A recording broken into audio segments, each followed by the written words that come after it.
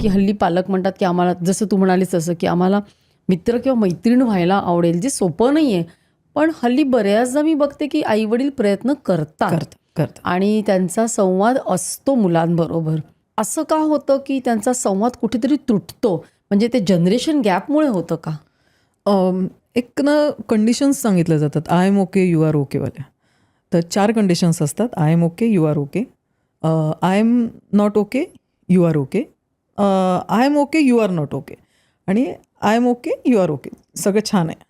पण ह्याच्यातली जी ही कंडिशन आहे ना, I am okay, you are not okay, ही या किशोरवयीन मुलांची कंडिशन आहे. म्हणजे they are blaming somebody else. ते म्हणतात आमचं सगळं चांगलंच आहे, तुम्ही बघा तुमच्याकडं, तुम्हाला समजत नाहीये, तुम्ही दे आर मला actually not okay. Who children, मुलं, ते ओके, त्यांच्या जागी त्यांना त्यांना सगळं काही ठीक चाललंय आय सगळं. एम ओके म्हणजे माझं बरोबर आहे, बरोबर आहे. माझं सगळं बरोबर आहे, तुमचं चुकतंय. आणि ही जेव्हा कंडिशन येते तेव्हा ॲग्रेसिव्हनेस येतो मुलांमध्ये ॲग्रेसिव्हनेस येतो. आणि मग ते नातं तुटत जातो. कारण आपण मित्र मैत्रीण झालो म्हणजे आपण एखादं सिक्रेट सांगितलं की आपण ताबा घ्यायला जातो. तिने जर सांगितलं आपल्याला की मला या मुलांनी प्रपोज केलंय, की आपल्या अँटीना 6th सेन्स जागा होतो. आता धोका, आता हिला ना मोबाईलवर हिच्या लक्ष ठेवा, हिचा पासवर्ड मागून घ्या, संपलं. असं कोण मित्रमैत्रीण करतं? तिथं ती प्रायव्हसी मेंटेन, तेवढं मित्रत्वाचं नातं असलं पाहिजे की तुम्ही पासवर्ड न घेता पण तुमच्यापर्यंत माहिती येते का. आणि ती माहिती आल्यानंतर ते मुलं नॉक करतात. सर्वात जवळची तुम्हीच आहेत, तुम्हाला नॉक केलं जातं, पण तुम्ही दरवाजा उघडण्याच्या ऐवजी शट करता.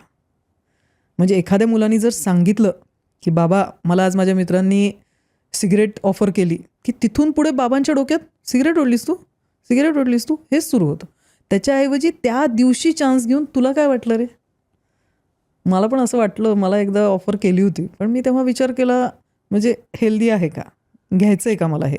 माझ्या मनात आलंच होतं बरं का, टेम्पटेशन होतच होते, वय तुमचं टेम्पटेशन व्हायचं, पण ते टेम्पटेशन्स टाळणं मी असं केलं होतं. त्याच्याऐवजी आपला जर डायलॉग लक्षात ठेव घेतलीस तर माझं लक्ष आहे तुझ्याकडं, मग बॅगा चेक करणं, हे सगळं ट्रस्ट ब्रेक करायचं काम सुरू होतं. आणि हे 5वी 6वी 7वीपर्यंत जी मुलं खूप क्लोज असतात ते 8वी 9वी नंतर सांगितलं नसतं तर तुला बरं झालं असतं. आजही काही पॅरेंट्स आहेत जे मला सांगतात काउन्सिलिंगमध्ये, मी तिच्या इंस्टाग्रामवर ती झोपल्यावर पासवर्ड टाकून हे बघितलं बरं का, आणि तिला कोणीतरी फोटो मागतंय, ती असं करणार आहे, आता तुम्ही बोला, आता तुम्ही तिच्याशी बोला. अरे पण मग ते इंस्टाग्रामवर पाहिलेलं न सांगता बोलायचं म्हणजे किती अवघड कंडिशन आहे. पण त्यांच्याकडे पासवर्ड ते चोरून बघणं, आणि आपण जरी ती आई म्हणतेच की मी तिची मैत्रीणच आहे, तरीही ह्या गोष्टी होत आहेतच. पण ते थोडंसं जरुरीचं नाही का? जरुरीचं आहे, पण ह्याच्यातून मार्ग अशा प्रकारे त्यांची प्रायव्हसी ब्रीच करून जर आपण करणार असू तर ते ट्रस्ट का तुटतं, इथून तुटायला सुरू होतं. माझ्या बॅगा चेक केल्या जातात, माझी रूम चेक केली जाते, याच्यापेक्षा जा आज आपण रूम बघूया गं, चालेल तुला, ओके.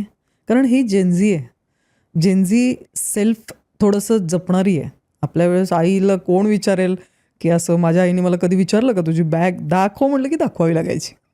रूम कुठं असायची कुणाला, प्रत्येकाला, पण या मुलांकडे रूम आहेत. पण जेनझी जास्त ओपन आहेत, मला असं वाटतं ते करतात संवाद आई वडिलांशी, पण तेवढा संवाद आपल्याला पचतो का. एका त्या माझ्या त्या छोटूनी असं सांगितलं होतं, तू बाबांना सांग ना मी रमा माधव बघत असताना जरा आत जाऊन बस म्हणून.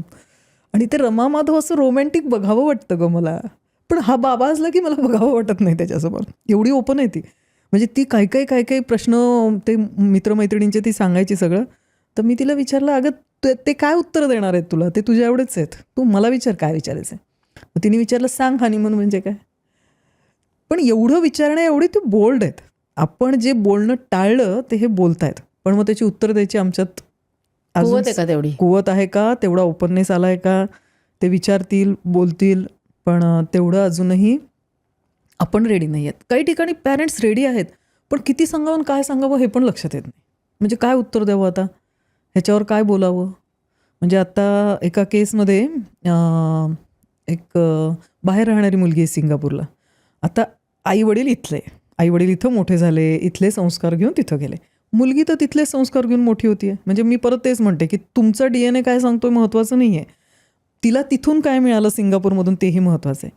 सिंगापूरमध्ये जाऊन बिचारी कोरियन असतील, चायनीज असतील, सगळ्या मुलांबरोबर मिक्स झाली आणि तिने काही ॲडजस्टमेंट इश्यू आणले नाही, काही नाही. आता ती मोठी झाली, आता ती 9वीत गेली. 9वीत गेल्यानंतर तिने एक कोरियन बॉयफ्रेंड पकडला. आईचं म्हणणं, अगं इंडियन तरी बघ. पण ती का बघेल इंडियन? तिला काही फरक नाही पडत, कारण तिच्या लहानपणापासून सगळे मिक्स मित्रमैत्रिणी आहेत. मग इथं आपल्याला टेन्शन यायला लागतं, आता बघा हिने कोरियन बॉयफ्रेंड निवडला, आता कसं व्हायचं. तर त्या मुलीचे विचार इतके क्लिअर होते ना. तिने सांगितलं, हे बघ, आता जर माझा बॉयफ्रेंड आहे ना, ती म्हटली बॉयफ्रेंड म्हणजे काय, पण पुढं काय, म्हणजे काय लिमिट्स कळेना ना, कसं विचारायचं तिला. तिने सांगितलं, हे बघ, आम्ही हात पकडू शकतो, आम्ही एकत्र मॉलला जाऊ शकतो, आम्ही ॲक्टिव्हिटीज एकत्र करू शकतो, फार तर फार गालावर किस होऊ शकतो, त्याच्या पलीकडे काही होऊ शकत नाही, असं सांगितलं. आणि ते ना क्लिअर आहेत, बाउंड्रीज एवढ्या क्लिअर आहेत, पण सगळ्यांना असतीलच असं नाही. मग हे विचार सांगितल्यानंतर सुद्धा आईवडिलांचं खालीवर आता कसं होणार. अर्थातच अवघड आहे. म्हणजे मला जर वाटतं मी तिथं असले असते तर मला काय झालं असतं, माझ्या सायकोलॉजीने मला किती असं रिलॅक्स ठेवलं असतं. नसतं ठेवलं, मी पण थोडी गडबडलेच असते. पण एक लक्षात घ्यावं लागेल, आपण त्यांना बाहेर नेलं. आता आपण बाहेर नेलं, ते वेगळ्या वातावरणात वाढली आहेत. आता त्यांचं सोशल लाईफ तुम्ही डिझाईन कराल तसं नसेल. आता त्यांचं सोशल लाईफ त्यांचं वेगळं असेल. पण हे मुलं, आपण जर ओपननेस तेवढा दिला ना, तर ते ओपन आहेत, ते सगळं आपल्याला सांगतात. पण तुमच्याकडून रिस्पॉन्स कसा जातो. मला तर बहुतेक वेळा असं वाटतं की ते आपण पॉवर विसरून त्यांच्यापर्यंत जाऊ शकतो का. पॉवर खूप वाईट आहे, कारण पॉवर तुमच्या फक्त लँग्वेजमध्ये नाही दिसत, पॉवर तुमच्या बॉडी लँग्वेजमधून सुद्धा दिसू शकते. तर ती पॉवर दिसली म्हणजे बॅग तो नसताना रूम चेक करणं पॉवर आहे. तो करेल का आपली रूम अशी कधी चेक? तो करेल का तुमच्या लॉकरमध्ये जाऊन खाली वर असं सगळं? नाही करणार, कारण पॉवर नाही आहे त्याच्याकडे. आणि ही पॉवरची जी फिलिंग आहे ना, ती मित्रमैत्रिणी बनण्यात अडथळा आहे. आणि ती जर आपण सोडली आणि तयार राहिलो, सगळं आपल्या मनासारखं नाही होणार. आपल्यासमोरही चॅलेंजेस आहेत. असं वाटेल की मित्रमैत्रिणी झालं म्हणजे सगळं सोपं आहे. सोपं नाही आहे. उलट ते पालकांच्या अधिकार जेव्हा होते, बस म्हटलं की अभ्यासाला बसावं लागायचं. आता 100 वाक्य मित्रत्वाच्या नात्याने बोलावं लागतं, तेव्हा मुलं एकदा समोर बसतं. आणि मग पालकांना वाटतं जाऊ दे तिकडं ते मित्रत्व, ते मी सांगतो ना बस अभ्यासाला, म्हणजे बस. हाही एक भाग आहे ज्याच्यानी, म्हणजे हे अडथळे दिसतात मला. पालकांना मित्र होण्यात जे अडथळे येतात ना, ते हे सगळे अडथळे आहेत. म्हणजे ते दोन्ही बाजूनी आहेत. मुलं प्रयत्न करतात, ते झेपत नाही. एक गोष्ट, तेवढं ओपनली आपल्याला बोलायला जमत नाही, ही पण दुसरी गोष्ट. काही जण खूप आयडियली सगळं बोलणारे, म्हणजे मुलाची आया तर अशा मी खूप पाहिल्या ज्यांना मुलीचा बॉयफ्रेंड आणि मुलाची गर्लफ्रेंड माहिती असते. त्यांचं भांडण झालेलं माहिती असतं, ब्रेकअप झालेलं माहिती असतं. आणि त्यामुळं ब्रेकअप झाल्यानंतर जो सपोर्ट पाहिजे असतो ना, तो बाहेर कुठं मिळवत नाहीत मुलं. तिथं आई आणि वडीलच सपोर्ट असतात. पण असं बॉयफ्रेंड आहे, गर्लफ्रेंड आहे आणि अभ्यासात लक्ष लागत नाही असं दिसलं की खालीवर होणं साहजिकच आहे. म्हणजे चाइल्डहूड अवघड आहे, तसं पॅरेंटिंग तरी ह्या वयाचं कुठं सोपं आहे. हे अवघड आहेच आहे. म्हणजे मिलेनियल्स किंवा जेनझी ह्यांचं पालक होणं कठीणच आहे, नाही का? हो. मिलेनियल्स तर आता आपण पालक व्हायला तयार आहेत. म्हणजे मिलेनियल्स आता पालक होत आहेतच. शेवटीचे लोक राहिले जे आता पालक व्हायचे राहिलेत. पण आता जे येत आहेत ते जेनझीच येत आहेत. आणि जेनझी आणि आपल्यामध्ये खूप अंतर आहे. तुला मिलेनियल्स आणि जेनझीमध्ये मेंटल त्यांच्या सेटअप म्हणा किंवा त्यांच्या थॉट प्रोसेसमध्ये काय फरक जाणवतो दोघांमध्ये? मिलेनियल्स आणि आपण जर मागचे ते काय जेनेक्स जे होते, ते जेनेक्समध्ये फार अंतर नव्हतं. व्हॅल्यूमध्ये थोडं फार फरक झाला. बाकी ड्रेसिंगमध्ये चेंज झाले, थोडे लांब जायला लागले, पण असं काही फार व्हॅल्यू वाईज फार फरक पडले असं काही झालं नाही.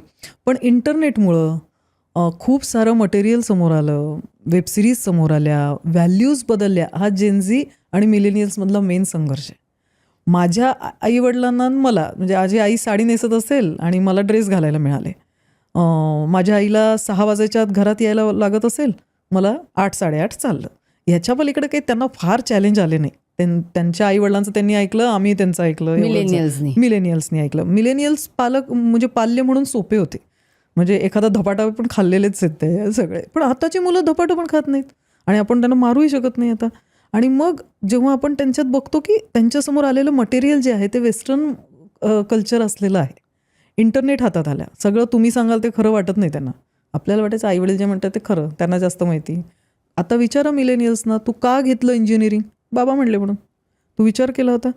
नाही म्हणजे बाबा म्हणले म्हणजे बरोबरच असेल, मग मी घेतलं. मुलाला हो म्हणलीस विचार केला होता. म्हणजे आता काय अगदीच बघितलं नव्हतं वगैरे काळ नव्हता मिलेनियल्सच्या काळात, पण काय खूप असे प्रश्न विचारायचे, मग मुलगा निवडायचा आणि आतून हो आलं पाहिजे एवढं काही नव्हतं.